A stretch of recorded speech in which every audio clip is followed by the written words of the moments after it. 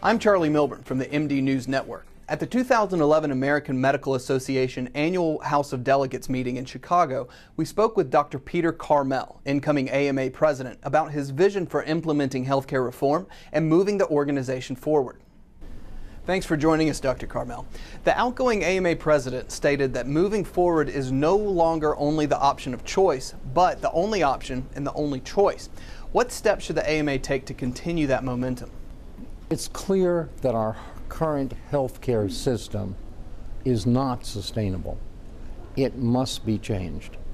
And it has to be changed to increase access to care for all Americans.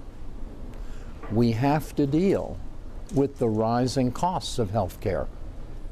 And we must deal with continuing high quality care, and we have to maintain patient safety.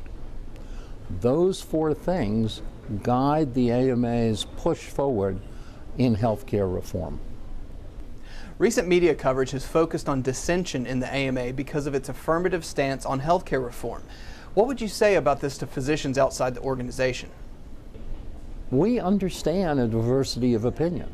That's not a problem. What's important is that people have their opinion heard.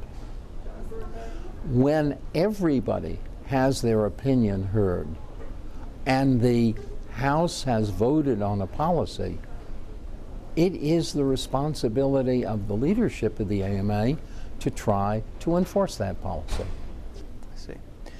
The AMA advocates for involving physicians as leaders in the health reform dialogue. Would you please speak about the physician's role in shepherding the reform process?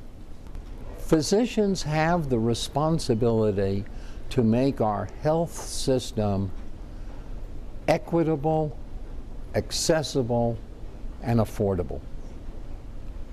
And each one of these individual physicians in their office, through their associations, can shape healthcare policy. It's a terrible thing that people think that healthcare policy is so big and they're so small that they can't affect it. But every physician in his office and in his associations can shape healthcare policy. You were recruited in 1994 to oversee the struggling neurosurgery division at University of Medicine and Dentistry of New Jersey, immediately stabilized it, and helped build it into a department that's now among the nation's best. How has this experience shaped your vision for the future of healthcare? What we did in New Jersey, I think, is a microcosm for what can happen in the country. We took a non-existent department and aimed at highly subspecialized, high-quality health care. And it was astounding. If we built it, they will come. And I was told when I went to Newark that private patients would not come to Newark. But in fact, our whole practice in Newark, or the vast majority of our practice in Newark, is based on referrals from outside of the city. So if you create high quality, if you do it right, patients know it and they want it. Dr. Carmel, thank you for talking with us. Any closing remarks? We have a responsibility in the AMA to represent America's physicians and America's patients. And the AMA remains the largest, strongest physician organization in the United States.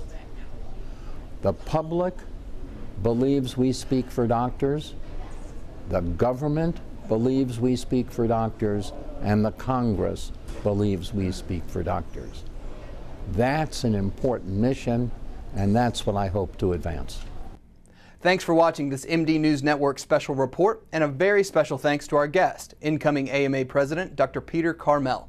To comment on this or any MDNews video report, see the comments section below the video player on mdnews.com. This is Charlie Milburn. Thanks for watching.